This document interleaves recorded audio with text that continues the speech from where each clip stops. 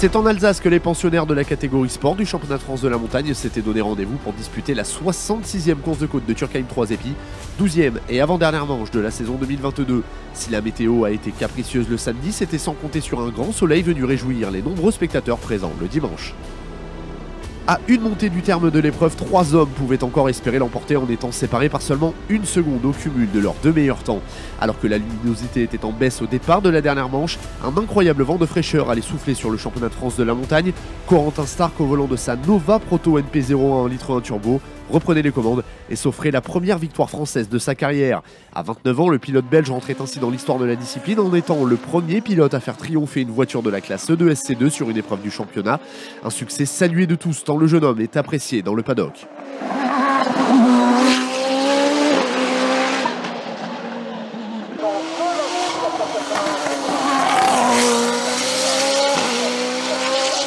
Turckheim, je ne pensais pas que c'était non plus la meilleure course pour prouver le potentiel de la voiture. J'espérais faire un bon résultat en revenant ici.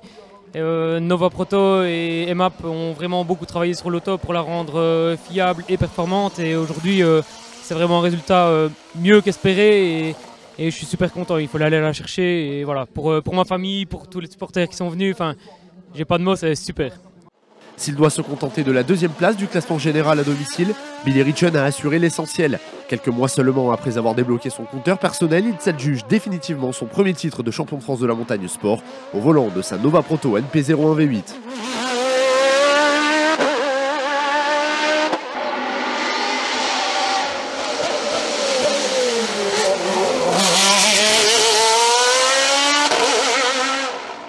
Fabien Bourgeon a lui aussi impressionné au volant d'une Revolt 3P0 1,7 litre turbo en plein développement. Le Rhodanien s'adjuge le meilleur temps absolu du week-end et signe le 2e podium consécutif du constructeur en terminant 3e au scratch.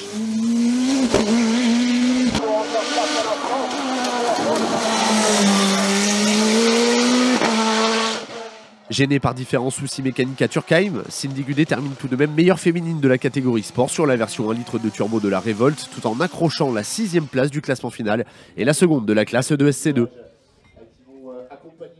En s'imposant dans la classe E2 SC1, Axel Petit triomphe et remporte le trophée Lionel Régal 2022, récompensant le meilleur pilote de moins de 25 ans en catégorie sport au championnat.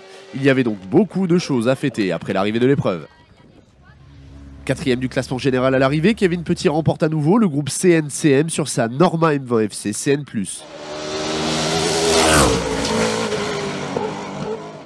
Maxime Kotler, malchanceux en fin de meeting en raison d'un bris mécanique, termine 2e du groupe et 5e du scratch sur une monture similaire à celle de Kevin Petit. Patrick Zajelnik était de retour en France comme il en a pris l'habitude. Il place sa Norma M20 FC V8 à la 3e place du E2 SC3 et à la 7e au général.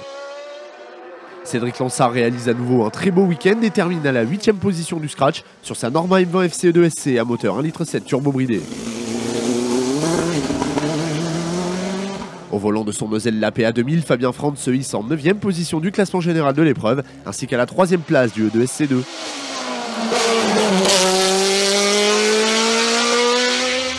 Dans la lignée de son victorieux coéquipier, François-Xavier Thievan place sa Nova Proto NP03 à moteur de moto en 2e position du E2 SC1.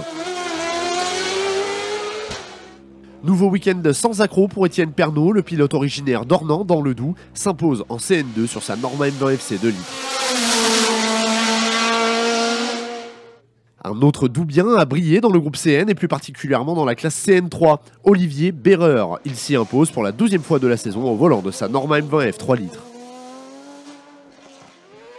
C'est à nouveau à une magnifique bagarre que nous avons assisté en CM. À l'arrivée, c'est Yves Tolly qui s'impose sur son Speedcar GTR.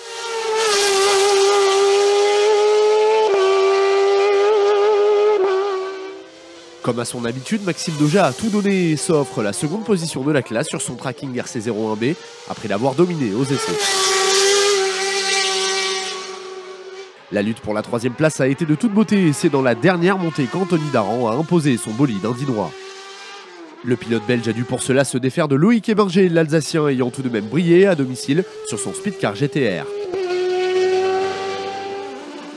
Dans le clan des monoplaces, c'est Marc Pernot qui s'impose tout en accrochant la victoire en DE8 sur sa Tatuus Formula Master ainsi que la 10e place au scratch.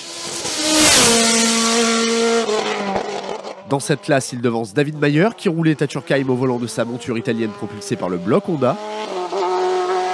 Son frère Pierre Mayer s'impose quant à lui dans la classe DE4, le Meusien accrochant également la seconde position du groupe DE sur sa Martini MK62.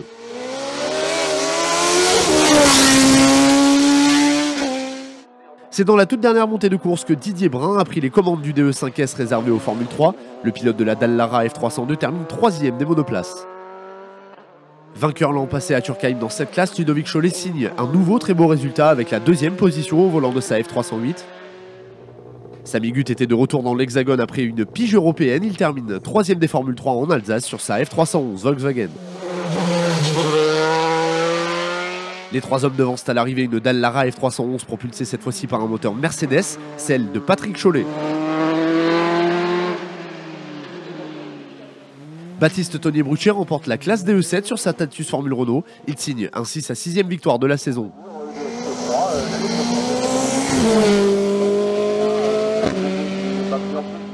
À domicile, Gaëtan Bischoff prend la seconde position de ce classement réservé aux Formule Renault. Tandis qu'un autre local de l'étape s'offre un podium de classe, Nicolas Ness, le coéquipier de Tonnier-Bruchet. Au volant d'une Caparo qui aura été bien capricieuse depuis le début de la saison, Thierry Bertin reprend des couleurs et termine le week-end en 4e position de la classe.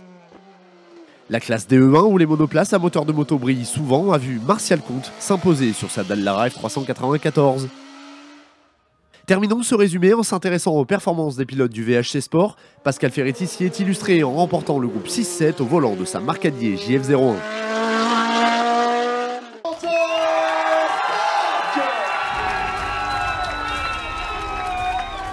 La saison 2022 s'achèvera dans quelques jours seulement, les 17 et 18 septembre prochains, à l'occasion de la 96e course de côte de Limonest-Montverdun dans le département du Rhône.